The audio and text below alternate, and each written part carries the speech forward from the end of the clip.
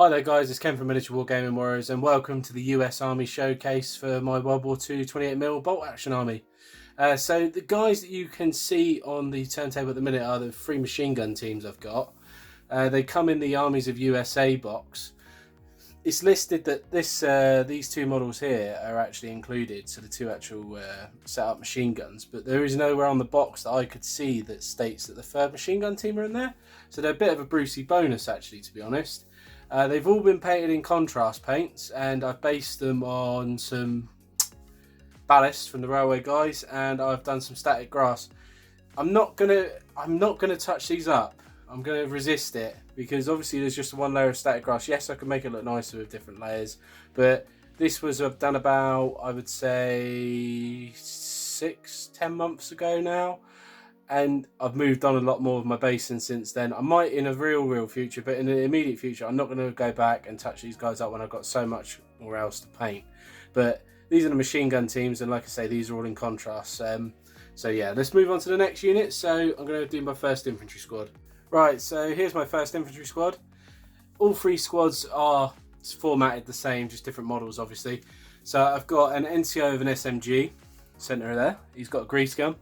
The rest of the guys have got rifles, apart from one that has got a Browning, a BAR, Browning automatic rifle.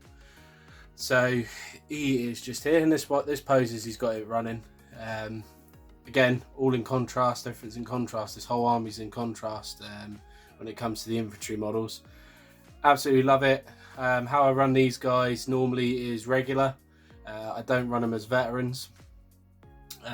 Just because I tend to use my paratroopers as veterans for the British and the Americans, but some of the models are modelled with the M1 Garand, and some of the other models are modelled with the carbine, but they're still all the same roles, the same rule set. So yeah, it doesn't really matter. You see this guy here, he's got bolt action rifle as well. I've chucked a Springfield in with him as well. Okay, so this is like the HQ sort of thing, support slash, officer stuff. So this model here is the one I use for my lieutenant. He's going to be a 2nd lieutenant I normally run him as. I tend to, with anything I play, I tend to use the officers, the lowest rank I can get away with, because I tend not to use the rule with pulling the dice. Maybe that's why I'm losing so much. Maybe I should do that a bit more. But what I am going to do, the only thing I am going to do, is I'm going to mark him with a Lieutenant Gold Bath, I think it is, for 2nd Lieutenant in the US Army. So I'm going to put that on his helmet. I'm going to get a transfer for that. We've got the medic here. He's daunting his little his bag there, his pouch on the side. I've painted that red stripe on. Again, that was a contrast paint. I did add the transfer just on his helmet. I think it looks really cool. So I've actually got a dedicated medic for this force. I've got my bazooka team ready to go. One guy obviously holding shoulder mount and the bazooka, and the other one holding the rocket itself. Finally, I've got a sniper team. I technically kit bashed this. Quite proud of it, to be honest. That sniper rifle doesn't actually come with like that. You can see it's a Garand, but I've nicked a scope off one of the British Airborne kits, because that's the only place I can find a scope. So I stole it. You can just see it there. I stole it off it and just glued it on. It actually looks really good. Really impressed with it. So I made myself a sniper team, because that don't come in the box. So I had a couple of miniatures left over. So I decided what to do, and then the sniper team was it. But yeah, that's those guys. Right, so 2nd infantry squad. Same setup as the last infantry squad, except for you got different poses. Like that guy's there has got carbine instead of an actual M1 Garand. What I've tried to do is, like the machine gunners here, just to give them a bit of variance, I've definitely used different poses throughout all 3 squads, so squad 1, 2 and 3. And this officer here, this NCO here, is armed with a Tommy gun, so he's got a Thompson submachine gun with a 20-round clip. And again, I'd run these as regular. I don't know, I'm going to start using these a bit more. They don't seem to get very much love on the channel, because we normally play Soviets, but I'm going to try and get Leon to play the Germans a little bit more, and I might start running these. Because I would quite like to use them.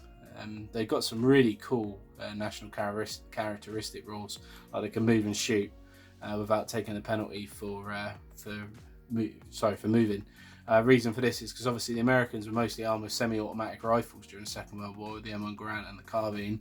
I guess that negates the whole action of bolt action rifles compared to the other type. So yeah, again, contrast, really happy with how it's come out.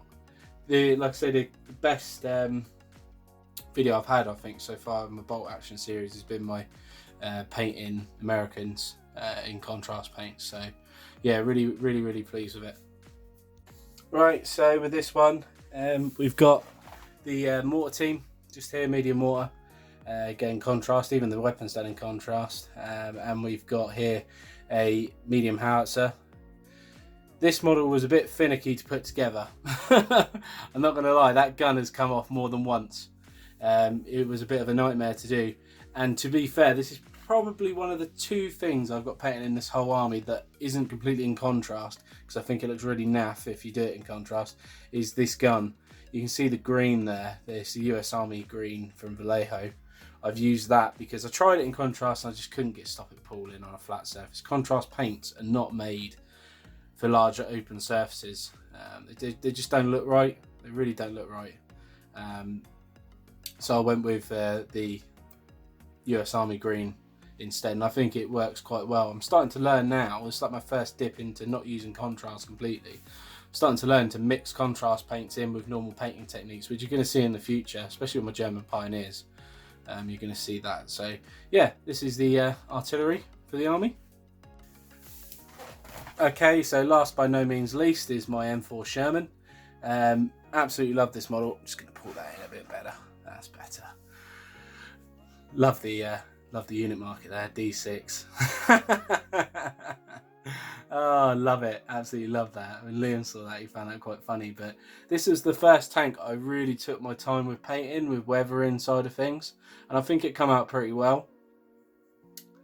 Obviously, I can see now where I've made a few mistakes and bits and bobs where I've gone a bit heavy with the mud effects and all that jazz. But you know, for my first attempt for doing this, and this was painted with a brush and without an airbrush, I was really happy. And it's the first tank I did decals on as well. But yeah, no, I do love my Sherman. It's got gyro stabilizers on it. That's a really another cool rule for the American. So again, that can move and shoot without taking a penny. Oh, I'm gonna have to play Americans next, aren't I? Yeah, screw it. I'm playing Americans next. Liam, you're playing the Germans. But yeah, no, got the 50 cal on the top there as an option. So if you wanna put a guy on there with 50 cal, you can do. But yeah, that is the whole of the US Army that I've done.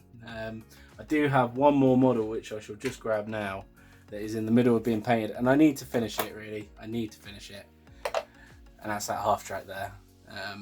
It's to take a squad in. I don't know what squad wise I would put in there at the minute. In all honesty, I'll probably just run 3 infantry squads as they are without the half track. I think more along the line of if I get an engineer set for the Americans later on, I'll probably stick them in the half track.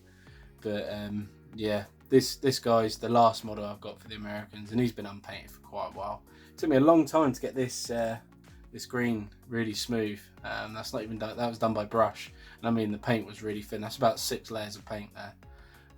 But I definitely thin your coats, or use an airbrush, but still use thin coats for the airbrush. But I'm probably going to finish this off with the airbrush, to be fair, especially around the tracks and the tyres. It's so much quicker. I'll have to let you guys know in the future of when I get this done. Show it off again on one of the Monday night rambles. But yeah, that's the US Army. I hope you guys have enjoyed this video. Don't forget to like, share and subscribe. Be sure to check out our Facebook and Patreon pages, and thanks very much for watching, and I will see you again very soon.